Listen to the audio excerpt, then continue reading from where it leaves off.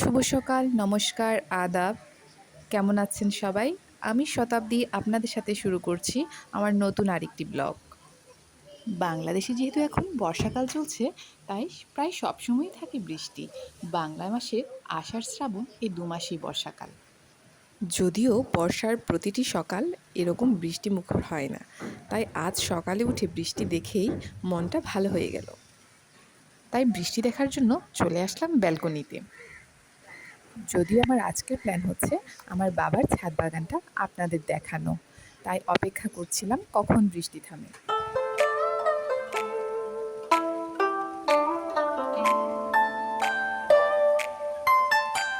দেখতে দেখতে বৃষ্টিটা থেমে গেল আর আমরা চলে আসলাম ছাদে। এই যে দেখুন, আকাশে এখনো অনেক মেঘ, তার মানে আরও বৃষ্টি হবে। আমার বাবার ছাদ বাগানটা খুব বেশি বড় না হলেও রয়েছে বিভিন্ন ধরনের ফুল, ফল, শাকসবজি আর ওষুধি গাছে ভরপুর।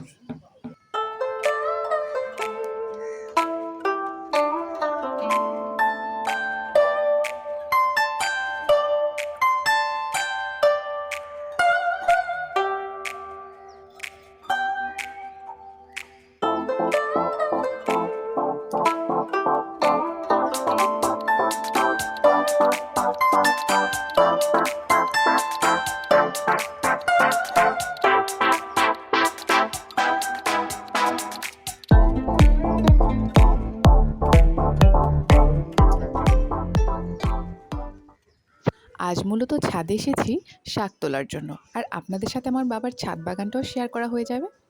এই যে দেখুন, আমার বাবা শাক তুলে দিচ্ছে। এগুলো হচ্ছে পুঁই শাক। পুঁই শাকের ডাঁটা চচ্চড়ি খেতে কার না ভালো লাগে।